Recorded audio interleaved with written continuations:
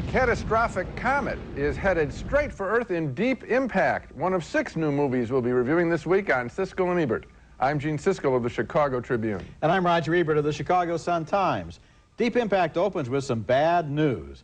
A comet the size of Mount Everest is headed straight for the Earth, and its impact threatens to exterminate all life on the planet. For the movie viewer, this poses a real dilemma. If it does hit, it's the end of humanity. But if it doesn't, we don't get to see all those neat special effects. While we're wondering if the movie will find a way to have its cake and eat it too, a reporter played by Taya Leone stumbles on top-secret communications about the comet. So top secret, she misinterprets them, thinking she's uncovered a White House sex scandal. She has a confidential meeting with United States President Morgan Freeman.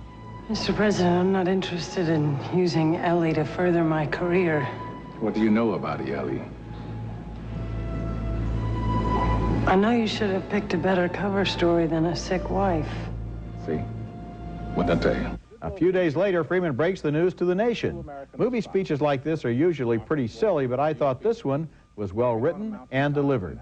If this comet continues on its path around the sun and keeps its present course, sometime on August 16th, roughly a year from now, there's a chance that we might have impact. So for the past 8 months, the United States and Russia have been building the largest spaceship ever constructed. It's being built in orbit around the Earth, and we call it the Messiah. Once the Messiah spacecraft arrives at the deadly comet, veteran pilot Robert Duvall takes over the controls. He's got the experience. He landed on the moon. Get the hell out of there!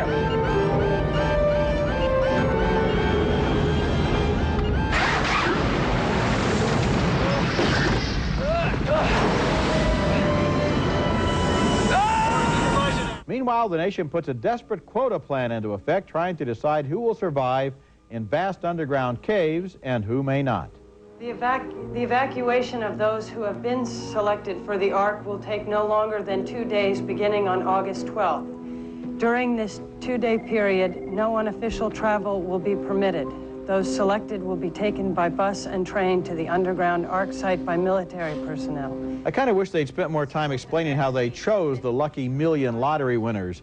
At one point, Elijah Wood, the teenager who co-discovered the comet, is able to save his teenage girlfriend just by marrying her. And I'm thinking, wait a minute, before some kid saves his girlfriend, don't they need a movie critic down there in that cave? Deep Impact has some moments of wit in its dialogue, and good performances by Freeman and Duvall, and some entertaining special effects, but it's a very standard disaster picture following the ancient formula in which the story intercuts between a few stereotyped characters. The idea of the nation rising to an emergency like this is so intriguing that I was hoping for something better. A marginal thumbs down for me. And a marginal thumbs up for me, because I did think the writing at times rescued the standard plot, as you point out, and that was it. I just felt that there are speeches there, and it's also who's delivering them. When you have Morgan Freeman and Robert Duvall in the cast, they make the standard stuff work. Oh, he's good. But, you know, Bruce Joel Rubin and Michael Tolkien, who co-wrote the screenplay, Tolkien is the guy who wrote The Rapture, which is about a different kind of end of the world. And it seemed to me if they had just let those guys loose instead of trying to compress it into your standard disaster formula, we could have really had a good movie here instead of just a special effects picture. I think there's a little bit more than just special effects in the film. It's not as good as I would like it to be.